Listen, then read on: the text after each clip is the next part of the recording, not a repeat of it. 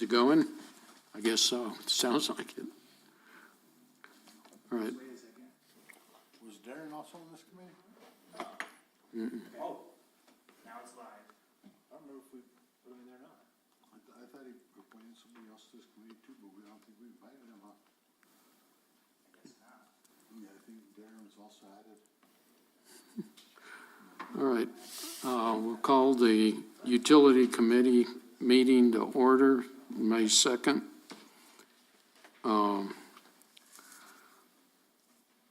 We get an approval of the agenda.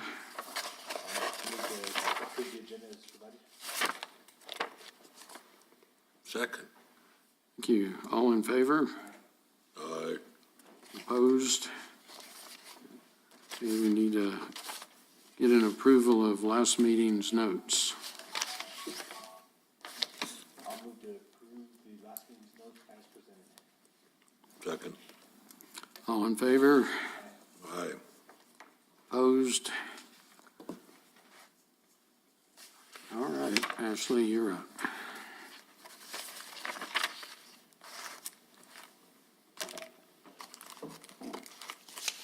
Hi.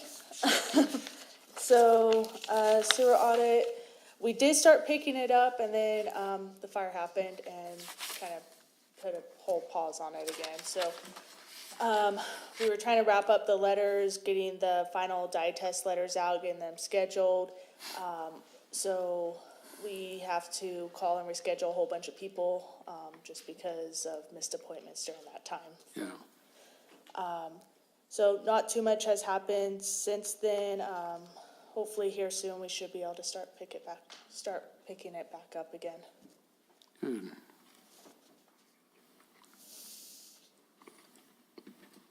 Okay, and the water audit.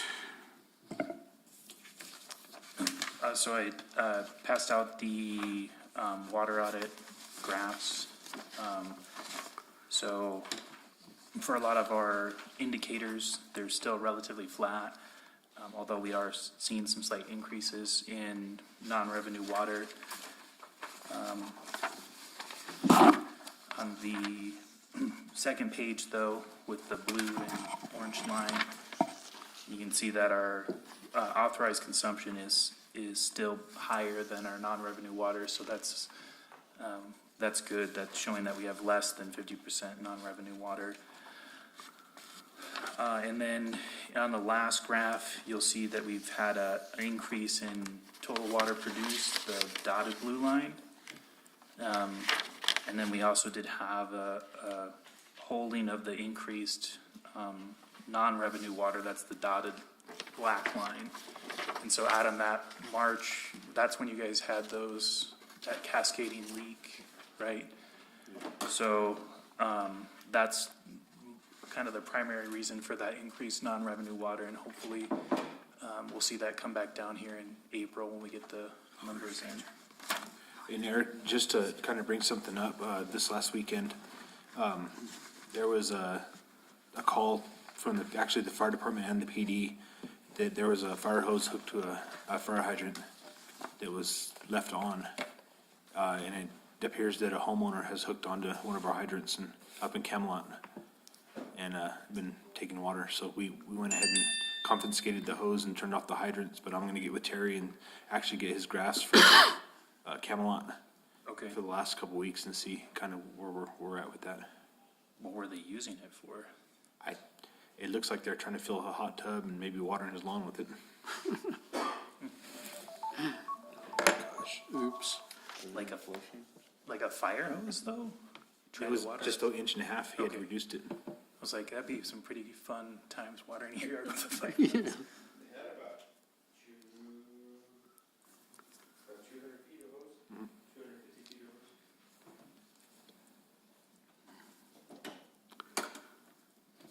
All right. With the leak detection. So the leak detection, the crews have finished about a third of town. But I did want to bring up, as part of this leak detection process, they were GPSing all of our valves in the roads. And we based our estimate just off of the geo database, just the data that we had. But in the third of the town that they've done, they've already found more valves than what we've shown. So I just did some real simple algebra and, roughly estimated what number of valves we might see in town then, based off this existing amount. And so at the next council meeting, not the April council meeting, but the May council meeting, I'll be recommending an amendment to the task order to add in an extra $30,000 to get sub-foot accuracy on the estimate of the remaining valves, but it's gonna be a per unit price, so it's just $12 per valve. And then this is gonna be the basis of us shifting around where all of our water lines are in the geodatabase based on these valve locations, so it's gonna be critical for us to approve that. But even with that $30,000 adjustment, it's just a little bit over the amount that I had budgeted for it. I had budgeted $200,000, so this would put it a little bit over $200,000. And now she has to redo the asset management plan. All those new valves. Yep. So for the asset management plan update, the next one, it's really just the same as the leak detection. So right now, most of our efforts are getting those valves GPSed, and then that's gonna be how we're gonna shift the lines. Have we scheduled that meeting with Luke yet? Not yet. I'll reach out to him sometime this week. So the Southwest Environmental Finance Center that's been helping us with some of our mapping, we finally got the computer set up again so they can remote into our servers. We just need to have a kind of a re-kickoff meeting now that we've resolved our GIS issues.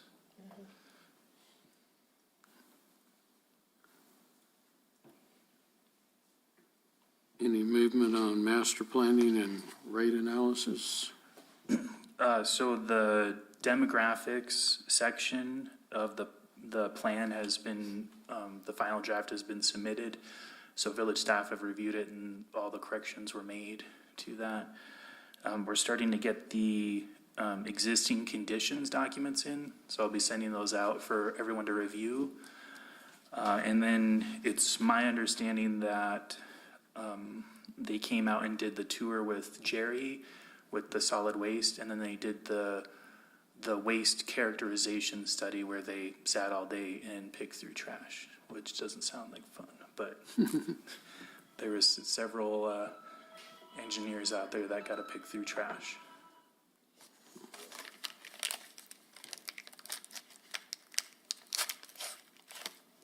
Okay, discussion on utility response and the impacts to windstorm and McBride Fire. So I just put this on here just because I kind of just wanted to comment that, even though that the fire and windstorm was, really impactful to the community, we were lucky in that we didn't lose any water assets.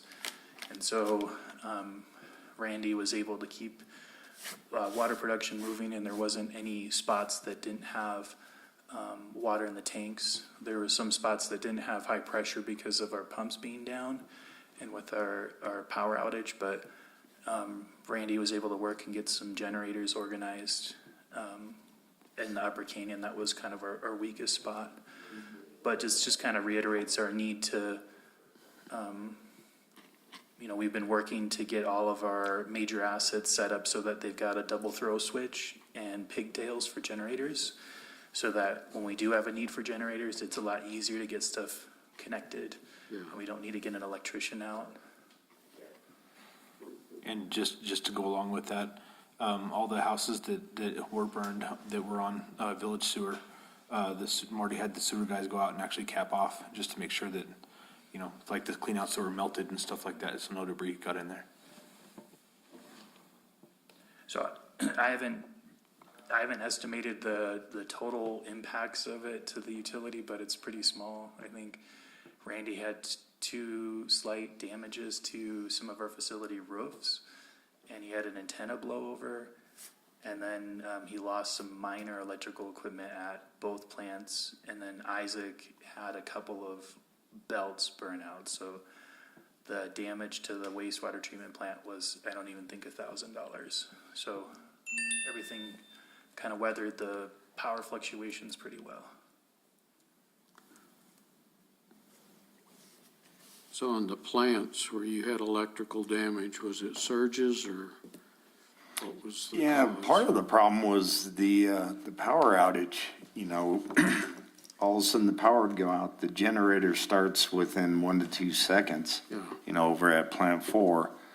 So then it's running, and then it's got a 15-minute time where it looks, at the power, and if the power is restored, then it'll switch back over, and then it has a 5-minute cool down.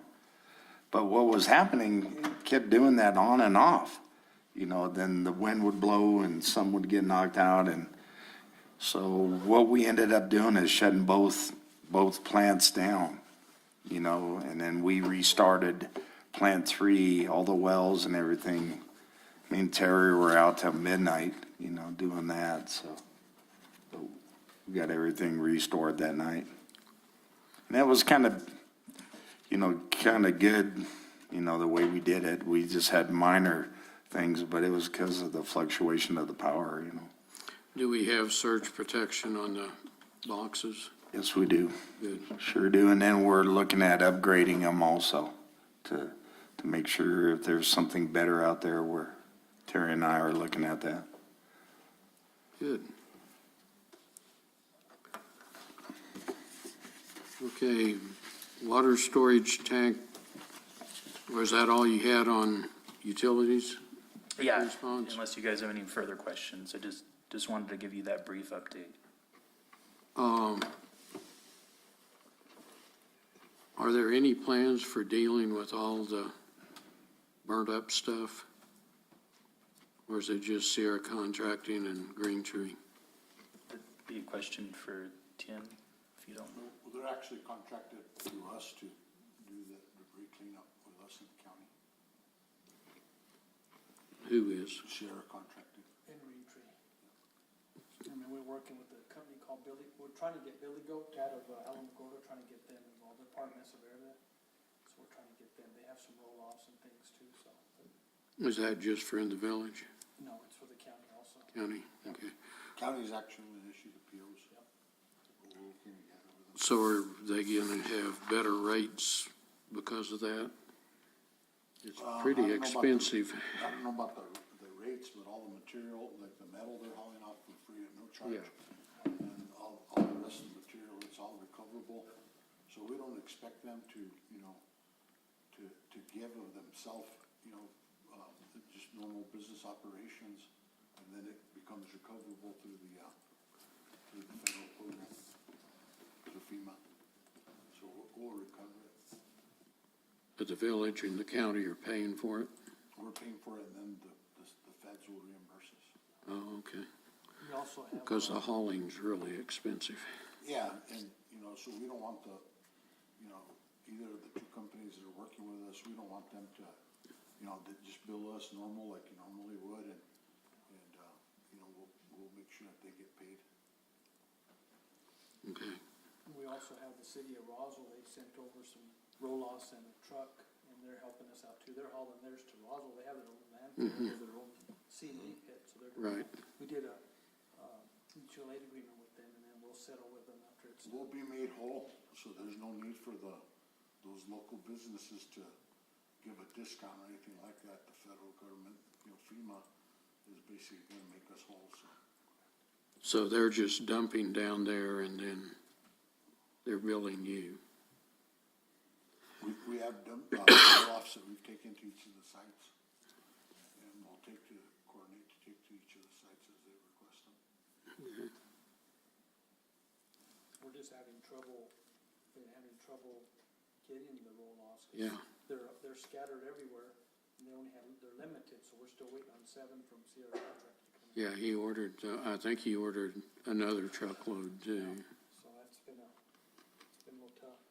Yeah, we wanna pay regular, federal prices for anything that we do, and then if the businesses that we're doing business with, if they wanna try and make a donation, then they can make it to a charitable foundation or whatnot. If they wanna give back to the community, but we're just telling people that, even like the hotels, it doesn't do us any good to get a discounted rate when it's reimbursable, and then, end up, they're taking a loss on their normal income. It doesn't really do the community any good. Well, I mean, that's it's good. goodwill, it makes people feel good, but if they wanna feel good, they can make some monetary donations to the Lincoln County Foundation. Well, so far, the few adjusters I've worked with have been very helpful in trying to get the people as much money as they can, which is not always true. Okay, on the planning, water storage tank planning memo. Okay, we received, the memo on Friday from Sauter Miller. And then what they basically did is, when we met with them, we had a bunch of comments that they incorporated in on this new memo, because they had, some of the items missing. So I've kind of gone through the memo, and it looks like most of it's pretty complete, and I think almost everything's in there. And then what they did is they put a price for like each year number one, and then they had like Alto tank, grindstone tank, little D, and then the backwash. And it's all prioritized on the importance. Number one handles the sanitary survey issue. So that's our big one. And number four is a concern also, the west backwash tanks. And then they gave us year two, and then all the prices, and then the other items. So it looks pretty complete so far, but I'm gonna go through it again. Yeah, And, So Randy, so right now, based on this technical memo, I just was tallying up the prices. So we have about $3.3 million of restoration that we need to do on all of our tanks. Yep. Divided out either over 2 or 3 years. So, in this first year's budget, I had proposed, $1.5 million, but this updated SMA price is 1.8 about, and so I'll probably see if we can adjust that before the budget gets approved, to allocate that out of SGRT for year one improvements. of course, the backwash, that could vary based on, some of the issues out there with the rock slope and stuff, but.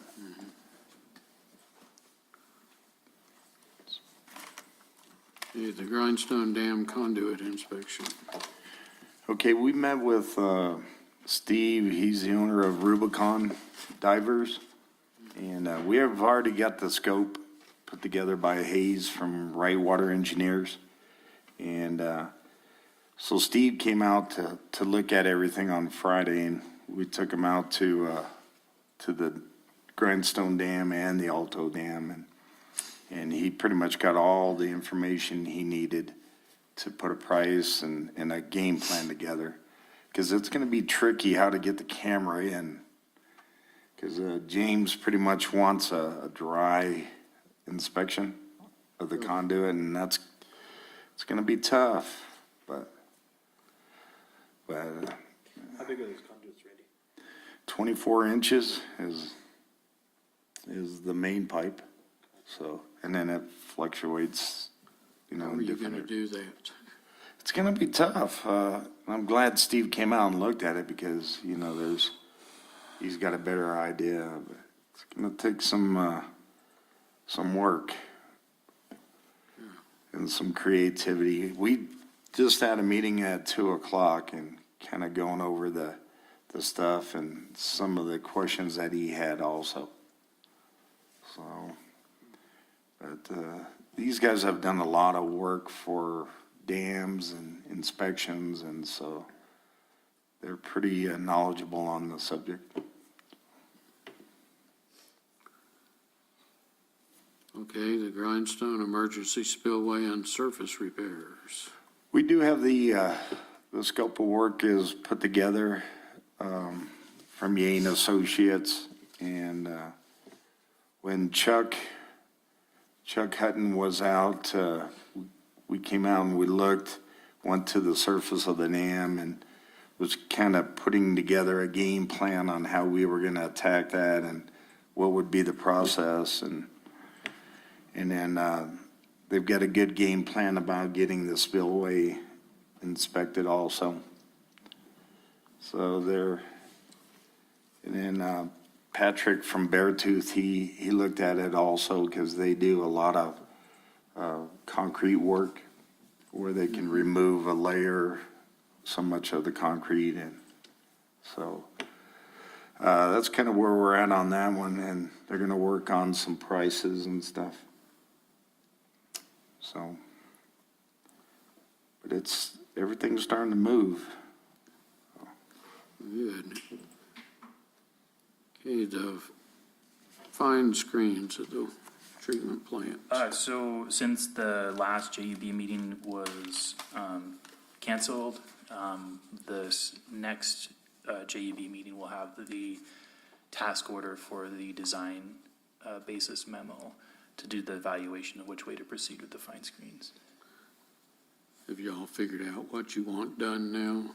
That's what this memo is gonna be. It's gonna decide, do we just rehab the existing fine screens, try to find fine screens that can fit in the same foundation, or do we have to go and make modifications to the foundation and upgrade the fine screens?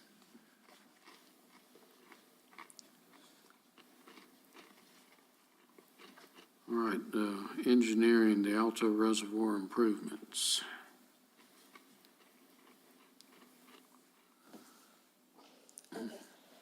For the Alto Reservoir improvements, we will be scheduling a kickoff meeting with the engineer here soon. Okay. That's the only update for that one. Okay, Two Rivers Park, river restoration and hazard mitigation. So we got the 60% design on the day of the McBride fire. So before the council meeting went off, I did review it, but I just need to schedule a review meeting with the engineer, Chris Phillips, go over that information. At this point, does FEMA have to approve it, or they're out of the picture on that now? So right now, the project isn't funded. We're going to be applying for a different FEMA fund. Okay. So in a way, yes, they will be reviewing it, but in a different form.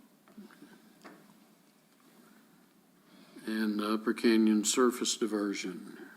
For that one, we got the 60% design, and so we'll be reviewing it internally on Wednesday to see what type of comments all of us can propose to the engineer.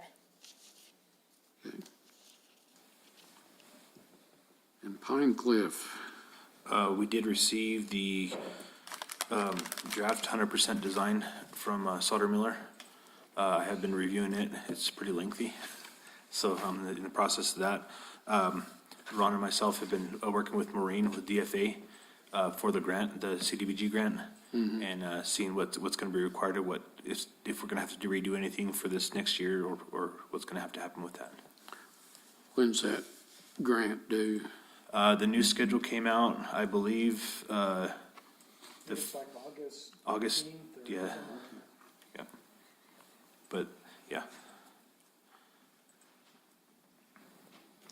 Well, hopefully we have the last one done by Yeah, then. that's the big thing, is trying to get the last one closed out before we do this one. Okay, Eagle Creek Weld Field, phase 3. For that one, we also got the 60% design. We reviewed it last week internally. We met with the engineer this morning to go over our comments. We do have the survey being conducted during this week. So that way our 60% design or design specs will be updated to reflect the survey data. And we're hoping that this month we should have our geotechnical survey done as well. Good. And related to the Water Trust Board funds for that project, Angela with the DFA had reached out to me and said that they're getting a lot of high prices for construction costs. And so they asked if we were having any complications with that. Our updated engineer's estimate put this project at $1.9 million. And so she said that the Water Trust Board has an additional pot of money, quite a bit additional money, and asked me to put in an additional request. So I asked for another $1 million. And so we'll see. It kind of sounded like they've got it already. You just need to wait for the confirmation. I bet you can spend it. Okay, the hazard mitigation and stabilization. So I talked with Karen right before this meeting. As far as that goes, we did get our bids in for the first time we went out for RFP, and they came in quite a bit higher than our funding. We did rescope some of the work, and those bids are due on the 10th. So we'll know where we're coming in at. Yeah. Everything seems to be coming in high these days, Yes, sir. if you can even get it. Okay, the Grindstone Dam Drain Cleaning Project. Okay, Beartooth they've been pretty busy the last week and a half. Pretty much all the drains from the portal entrance to the north steps is pretty much completed, except for there's a few that they have to go back and do some final work on. They've had some issues where they've had a lot of mineral deposits build up on the ceiling drains, and they've had a hard time going through them. So, and what they did is they ordered a few different heads, and they're trying different pressures and heads, but they're making a lot of progress. And last week they started on the floor drains, and they pretty much cleaned all the floor drains, which is comprised of 43 from the north end all the way to the portal. And there's 55 total floor drains.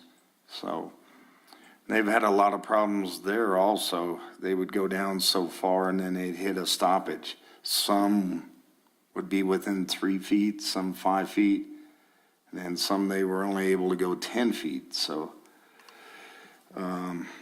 they're still working on that. They've already cleaned ceiling drains 1 through 25. Number 22 and 12 still have to go back and do some work on those. And then they also went through and did the post videos. They did 1 through 25 excluding 12 and 22. And then they did all the videos on floor drains 1 through 43. And then the north step has 7 horizontal drains that they've worked on, and they've got them all cleaned. And then what they're concentrating on today and this week is all the south drains. They've started at the horizontal, and there's 6 on the south side, and then they're working all the way down to the portal. They anticipate completion on Friday. But then we'll probably have to have a meeting with James Head and the engineers and kind of go over some of the drains that we have issues with. Because I know they look at a percentage of drains that's acceptable to not be fully operational, so. Do we need to have them cleaned more often to? They recommend at least every 10 years, but what's gonna be an indicator is we've got that weir that's installed in the portal.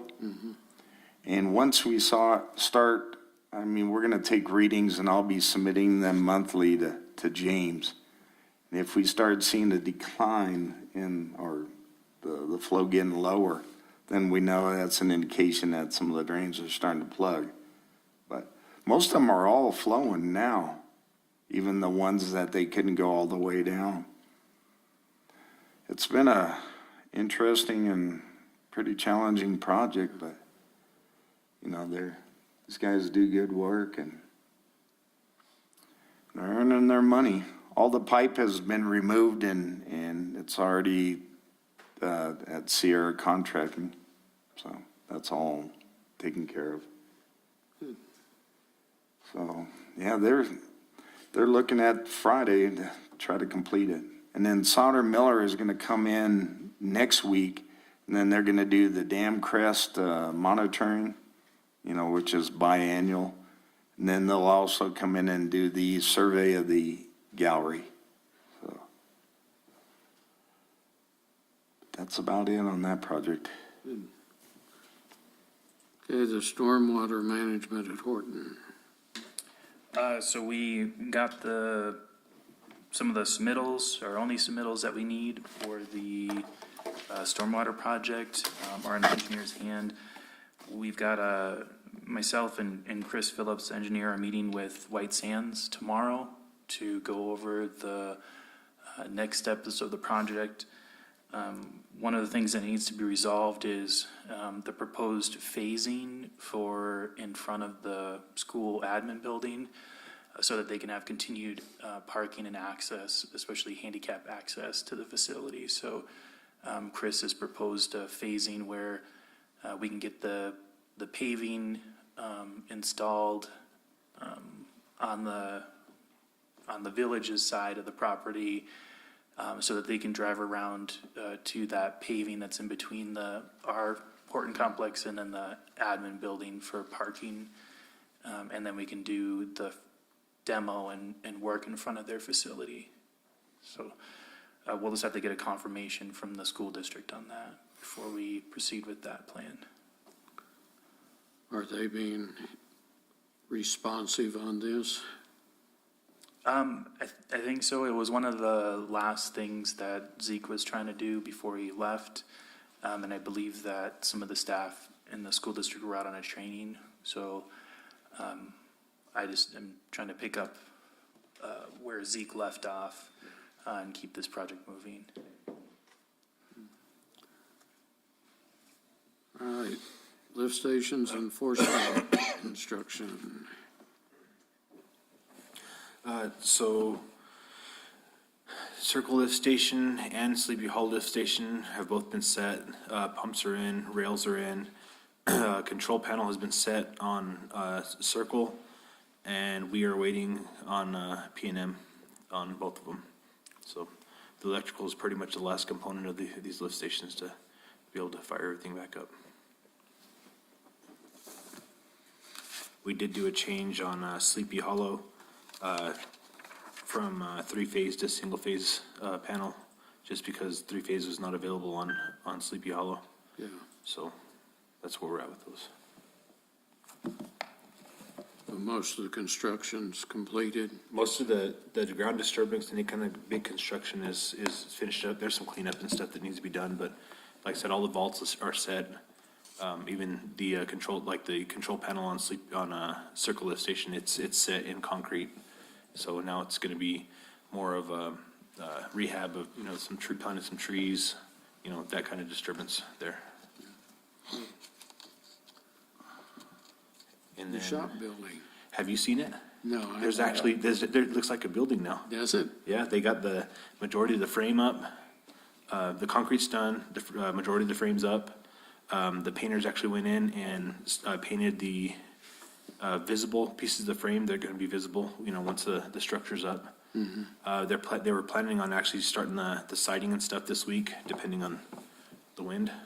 Yeah, just as fun to work with in the wind. But, yeah, but like I said, it actually looks like a building. It's getting somewhere. Good.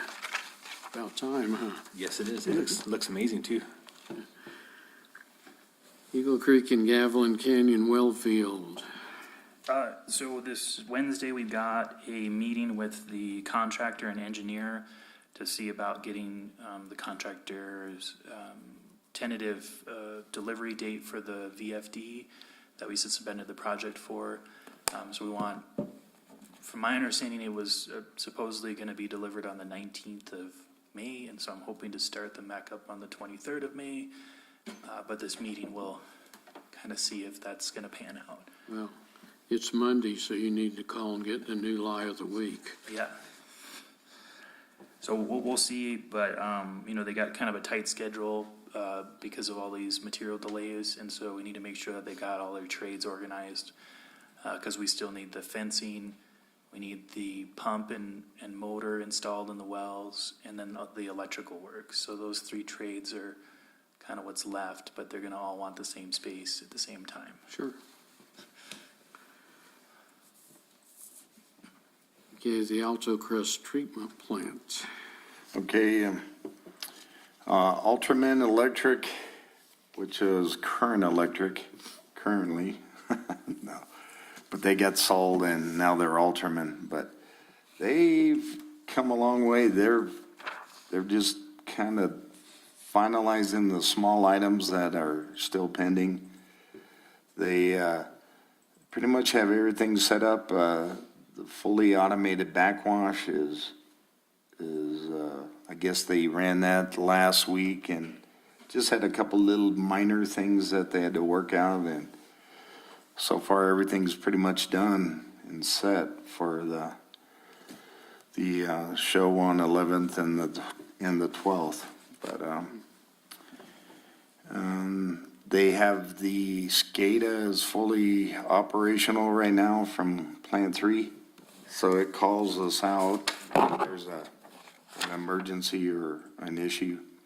And there's still some bugs that they're kind of fine tuning and trying to work out, but it's coming. Everything's finally coming to completion. We do have the training scheduled for the 11th and 12th. It's basically probably going to be on the 11th, which is a Wednesday, and we're going to have fully automated backwash, and whoever the council members would like to see that, I would encourage it. Right this Friday? No, it's going to be on the 11th of next week, and probably the 12th if needed, you know, for additional training and stuff. And NMED is going to be out here. They're going to go over all the items on the particle counters, because I think Joe had a lot of questions that he had, and I think most of them are answered already. The chemical feed system at Plant 3 is now automated and it's operating pretty well. We did change the calculations for the CT on Plant 3 and 4. And then once I submitted our MOR today, everything looks a lot better. So we've done some work to get that fixed. Pretty much, Smithco, they've been on site for last week. They installed the blower. The blower came back and it's working flawlessly. Everything sounds great, and they were able to go through the backwash with no problems. So they're working on their punch list items and should be coming to completion fairly soon. Good. So, Finally, huh? yeah, it's been a tough project. Okay, the sewer lines and manhole restoration. So, Michael Chavez, MP Chavez, is actually, in the process of, I guess, completing the Fern Trail, rehab of the project. Today, he was actually setting the eastern manhole next to the existing one they're tying into. So the lines ran, he's been, kind of got slowed down with the fire. Yeah. So, he had some equipment burn up and stuff like that, but his crews still did everything they could out there, you know, with the equipment they had. And, they were setting manhole today. They did, pull the corp out of the water line. It's getting real tight right there where they're setting that manhole. So they're having to do some concrete and stuff over the line, the existing water line there, just to make sure it's that we get the separation. And that's the end of it, huh? That's the end of it. Cool. Yep, it'd be one part closed out. Yeah. And then Town and Country, Chavez Road, and Valencia Road are both paved. The General Hydronics actually went behind them as soon as it was good enough to get some equipment on there and cut out around the manholes. And they're actually pouring concrete for the concrete collars and the valve collars. Last week, they pretty much completed the additional 4-inch base course on Mary Drive. And asphalt should be coming tomorrow morning. They'll start paving Mary. Great. You'll make a bunch of people happy. Oh, yeah, and that asphalt looks really good. Those guys did, Lawler's Paving did a really good job as far as prepping it. Pretty upset, and then we went by their Friday, was it Friday? It's a resident, pretty, They're upset? she was pretty upset, so, Is that the one that's, you guys are talking about, that the street's too high? yeah. And she's parking out on the street because she didn't want to drive into her Basically, where they're, residence? said they'll taper it. Yeah, they'll taper it off. They've done a good job as far as the other ones. Said the roller guy was kinda rude, so, It's, The roller guy. She could use that for a yeah, saucer sliding yeah. right. for grandkids. Yeah, it's bad when they start complaining in the middle of the project when you're done. Hey, Paradise Canyon, And actually, you know, Paradise, those guys have made it, most of the way down with all the service laterals. I haven't got a count since, you know, the fire. But they're coming pretty much to completion on the laterals themselves. They did, do the, guardrail on Hall Road. So there's new guardrail there. They're supposed to close it off, this morning. signs have been up a month. Yeah. They're supposed to close it back off this morning on Hall Road to do the curb, along the guardrail. And, Didn't, they haven't, they didn't get to it. So, they'll be coming back here. We actually shut them down for a few days during the fire, so they did lose a few days there, so they're working Fridays and stuff also. Yeah, But, they've been doing a good job. They've been keeping us updated. The one thing I did ask them is some of the PSAs going out need to come out a little bit earlier. But other than that, they've done a good job as far as the construction part of it. your detour signs need to be less confusing. Oh, my gosh. You know, we've reset them and set them, and then they blow down, they put them up in the same spot. It's, Yeah. All right, close out. Eagle Creek and Gavilan Wellfield. Sorry, I was getting ready to reach out to get some prices for folks to do utility locates, so that we can get that well connected, but then the fire happened, so this is probably my last month that I can use that as an excuse, but we'll get those prices, estimates for that. And then the next section was meant just to be so that we don't just say that it's on hold. So if there's any questions that you guys have on the 3 projects that are below, just ask them and, They're on hold. yeah. All right, well, does anybody have anything else?